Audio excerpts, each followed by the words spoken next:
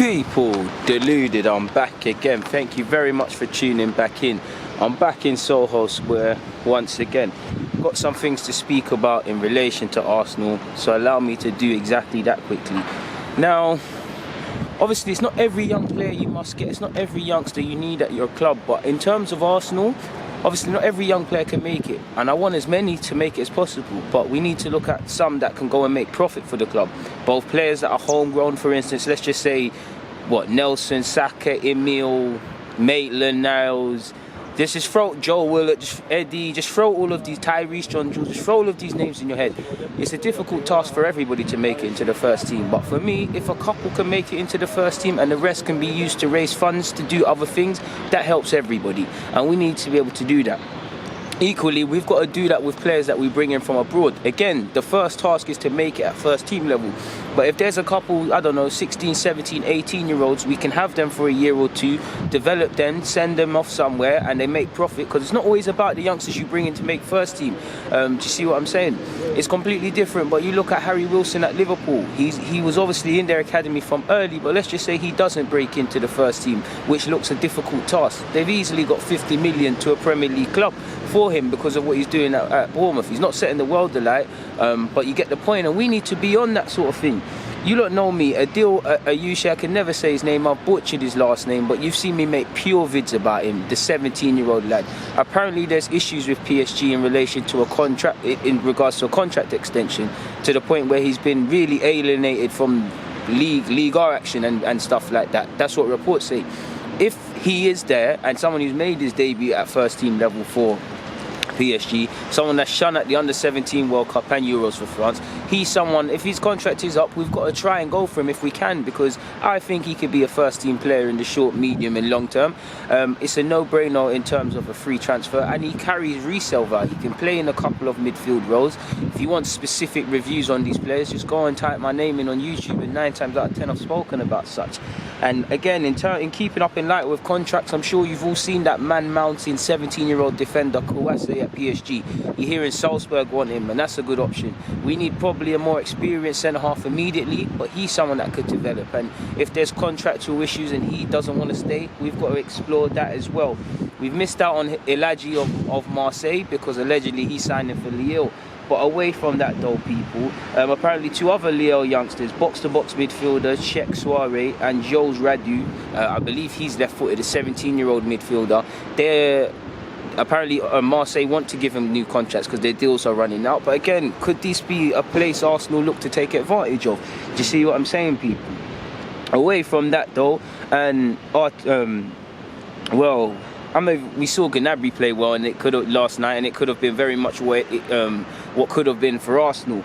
But in terms of David Villa, he said himself, the man himself said, he was 100% certain he would sign for Arsenal before the move fell through and he joined Atletico.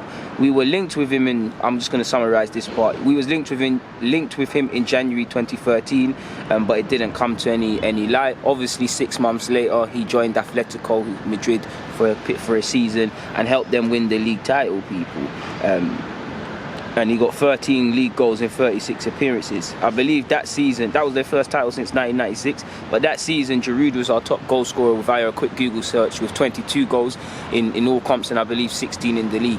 Again, was that not 13-14 when we brought Mesut Ozil in? And Mesut, there's a lot of question marks, but I do honestly feel we failed to build around Mesut Ozil and whatnot. Because could you imagine, I'm not saying Arsenal, I think we got 4th that year, I'm not saying we could have done anything mad, but could you imagine if we got David Villa in and got the centre-halves and done everything we needed to do, people, around this time? Because I'm sure that season Ozil in the league dropped 10 assists and got 5 goals. In relation to Villa though, he said, like I said, he said he was 90% certain. He said, we're in a lot of meetings and calls. I felt that 90% in that moment I would go to Arsenal and Arsene Wenger. But in that moment, we didn't arrive to the deal. Atletico Madrid arrived, and in 3 or 4 days fixed everything. I don't know what would have happened if I signed for Arsenal. I'm very happy that I signed for Atletico, not just winning the league, but for everything. I'm very happy with that choice. He was speaking to Guillaume Balaguer. Away from that and keeping up with strikers though, apparently Lacazette has a clause in which, the Times are reporting this, we allegedly knew this already, he's got a clause in his deal which allows him to leave if we fail to make the Champions League. Lacazette, regardless of his form, should want to play in the Champions League. Whether his current form warrants that, because at 20 years of age, it is a bit concerning how many Arsenal fans are really having cold feet about giving an extension to our last season's Player of the Year. I'm sure the hierarchy are looking at it that way. Lacazette's got qualities, but he's not performing. I do think, regardless of his form, he can get a Champions League club. But at 28 years of age, to have in 24 appearances in all comps, I believe, or in all comps, 8 goals and 3 assists, isn't really the biggest of returns. And you're looking at Lacazette, we spent 50 odd million. Could we probably sell him for 30 to 40? Maybe at a push, get your 50 back. Potentially, depending on how you structure it, depending on how good Vinay and Raul Sanllehi specifically are at their jobs. Keeping up with that, apparently Aubameyang put talks on hold last autumn because he was frustrated at the Emirates and is desperate to play in the Champions League. But Arsenal are keen to try and keep Aubameyang, but also discover his intentions, as he'll only have a year left on his contract. And I mean, we should have been knowing last year or the year before that my man's intentions. Last summer, should be knowing what my man's on. We hear 1 minute he's going to sign a new deal. Until he signs that, it's all up for grabs. It's very much in the balance. And we've put ourselves in a difficult situation in which we may have to bite the bullet and let him stay. We might have to sell other players and use that money to convince Aubameyang. We might sell other players to raise funds, allow Aubameyang next season to leave on a free transfer, and use the fact that he's a 20-goal league striker minimum to get us into the Champions League next year with all the riches. By then he would be 32, let him depart. There's no rights and wrongs, and it's a difficult situation in which obviously the club shouldn't be in this mess, but I don't feel there's any rights and wrongs. And I feel whatever path we take, someone is always going to have something to say. Aubameyang is a very good professional and stays fit and whatnot, but if we was to give him a new deal, he went on a goal scoring drought, people would make the noise about the contract. We obviously sell him, people would say, how did we get in this mess? We don't give him the deal. You see what I'm saying? There's not really 100% rights and wrongs. For me, you give the man a new deal, it is what it is in that regards. Moving away from that though, people, quick one, the Mail are reporting Arsenal are planning to welcome back both Arsene Wenger and Santi Cazorla for a farewell match ahead of next season. Arsenal have also confirmed that Kolasinac has suffered significant shoulder damage. Oh, that pigeon scared me. You're running up on me. What are you saying? You good? How's your mum and that? You're moving mad, man. You need to stop smoking weed and that. You're running up on guys. Could have got poked. But anyways, apologies before the pigeon got involved. They said Arsenal confirmed Kolasinac has suffered a significant shoulder injury in the game against Everton. The fullback is scheduled to undergo further specialist assessments this week, so you can very much rule him out of immediate action. And we're relying on Saka, who's been a lot overused and overworked really for a young lad at left back. There's also the case of entertaining Maitland-Niles at left back tomorrow against Olympiacos, assuming Socrates gets the nod and remains at right back. Obviously, we've got Suarez, who is coming back from his injury, allegedly joining full training the end of February. The same goes for Tierney. Is it not the 26th of February today? Obviously, they're not going to be able to play in. I don't believe either player would feature against Portsmouth on Monday. Probably both have eyes to be involved at the earliest date at West Ham in some capacity, whether that's starting in Tierney's case or in the matchday squad. Obviously, we already know Chambers and players like that are out significantly. And it's a bit of a blow for Kolasinac, for us, when we seem to get one player fit and next one's injured. For a man's health, it's a problem in terms of fighting for his spot, because Tierney's come in, Saka's been unplayable. He's done well when he's been thrown in, but he's not had an opportunity to do that. You look at Eddie Nketiah, he probably needs a new deal. It runs out at the same time as Lacazette people. You're looking at them two's deals. And forgetting Kolasinac. And Kolasinac, you might look at it, we've got Saka that can do that. We've got Tierney.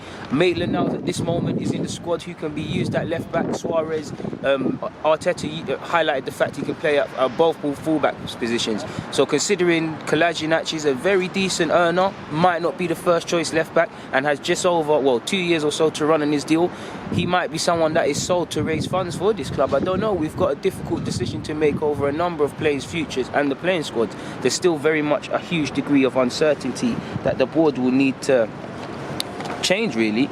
Off topic, we've been linked with Florian Grealish. I can never say his name, but Hoffenheim midfielder. I first came about him through watching Reiss Nelson on loan when he was in Germany. I think I made a video a year ago about him, and Sports Blind has linked us with the lad.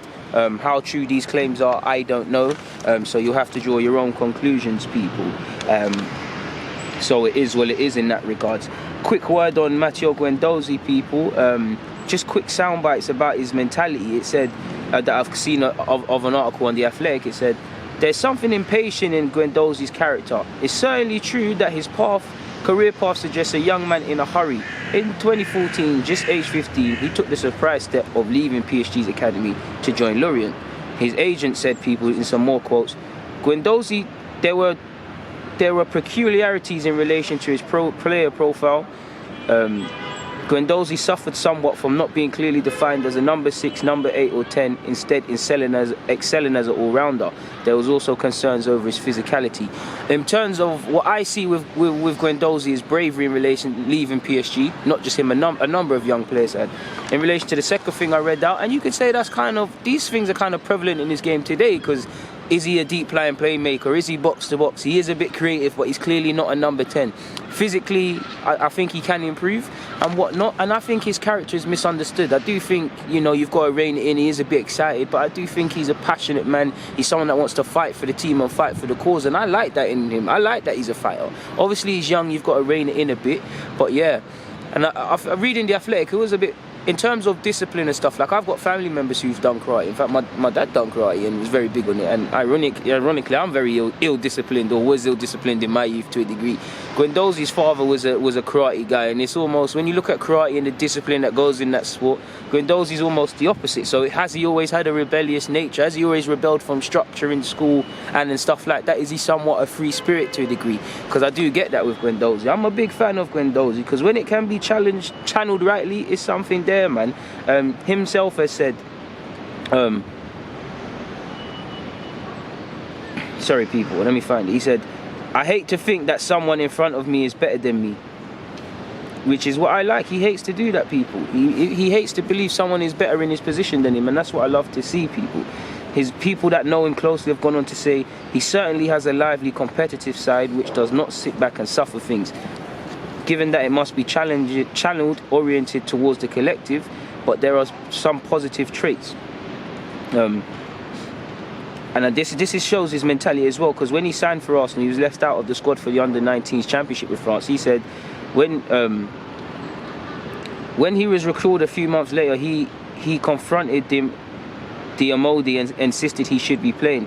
He immediately wanted to show me that I was wrong. It reminds me of a time when the day before a match, I put him on the replacement team. He was motivated and played like never before to make his team win. It's important not to take away this competitive side. It must be regulated, and I like that from him. He stands up to be counted in the face of adversity. Guendouzi has that mentality. I wouldn't go as far to say he's a future Arsenal captain, but he's of that captain's ilk. He stands up to be counted, and you need that at players, people. He's definitely got the personality. It needs to be channeled, of course. There needs to be discipline. I don't care for world class and things. I do think there's a player of some standard in Matteo Guendouzi, people.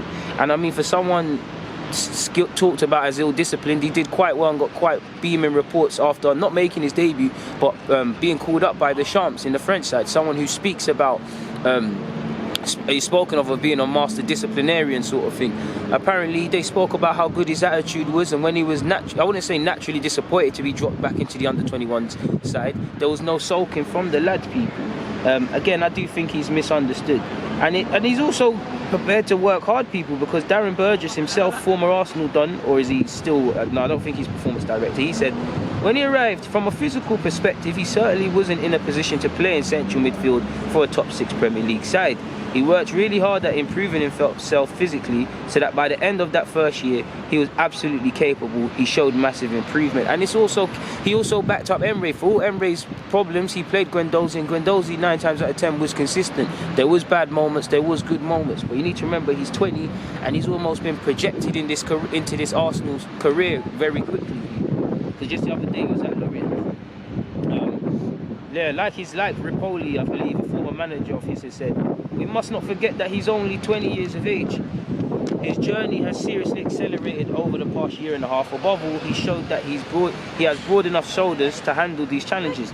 The problem is different for Guendouzi. He's a passionate, enthusiastic person who does not want to suffer things. This tendency to seize the initiative, he must learn to verbalize it better and challenge himself. But I prefer a player like that with energy rather than I can't even say that word, but different characters, people. You can't say them smart word there, but moving forward, that's what you never get the feeling that Guendouzi is selfish and it's all about him. It does come across wrong at times, but it's always, you get the feeling he wants to do better for the collective and he wants to stand up to be counted, people.